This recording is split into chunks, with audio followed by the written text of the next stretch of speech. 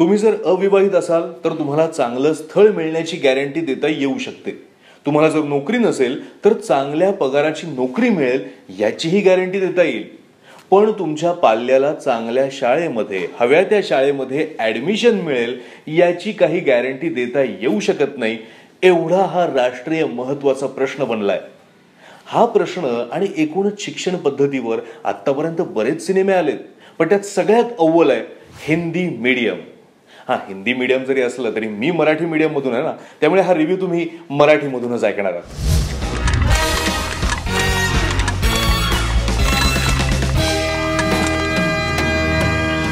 दिग्दर्शक राजकुमार हिरानीचा एक फॉर्म्युला आहे.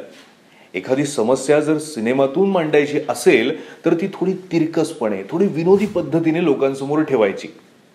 मुन्नाभाई MBBS मधून त्याने मेडिकल एज्युकेशनचा प्रश्न असाच मांडला होता आणि आता असाच थोडासा प्रयत्न दिग्दर्शक साकेत चौधरीने हिंदी मीडियम मधून केलाय.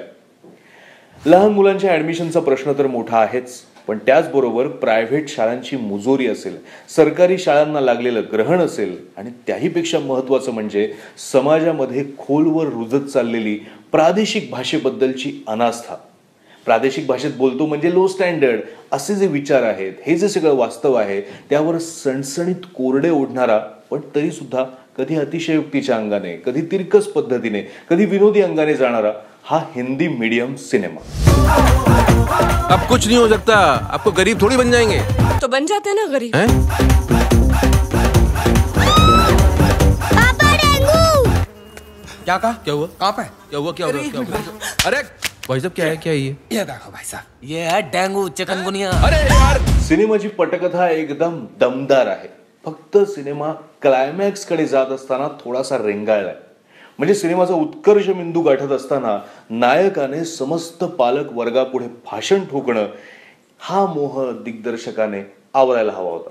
पण बाकी लेखक आणि दिग्दर्शक यांनी चांदनी चौक ते वसंत विहार व्हाया भारतनगर वस्ती हा जो प्रवास दाखवलाय ना, त्या प्रवासामध्ये आपल्या देशातली शैक्षणिक, राजकीय, सामाजिक ही सगळी सिस्टम त्यांनी उभी केली आहे.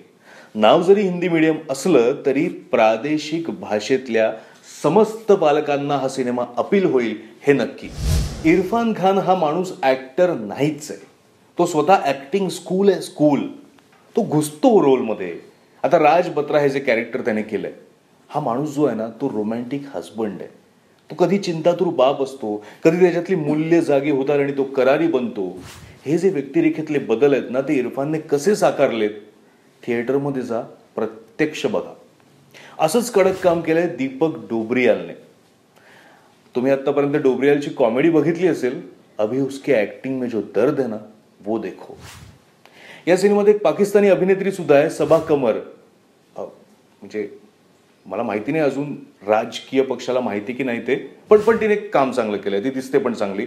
आणि इतर पण छोट्या छोट्या भूमिकांमधले जे कलाकार आहेत त्यांनी सुद्धा सुंदर काम केलंय. ओव्हरऑल खूप सुंदर सिनेमा आहे. तुम्ही नक्की बघा, तुम्हाला नक्की आवडेल. साकेत चौधरीच्या या हिंदी मीडियमला मी देतोय 4 पॉपकॉर्न. आता मीडियम कुठलंही असू दे, म्हणजे भाषा कुठलीही असू दे, पण तुम्ही मराठी भाषेतलं मनोरंजन शोधत असाल, यूट्यूबवर जा, अद्भुत चॅनलवर ADBHOOT त्यावर पॉपकॉर्न पे चर्चा बघा. ते व्हिडिओज जे आहेत ना ते लाईक करा, कमेंट टाका, काय तुम्हाला वाटेल ते टाका, ते व्हिडिओ शेअर करा आणि सगळ्यात महत्त्वाचं म्हणजे सबस्क्राईब नक्की करा.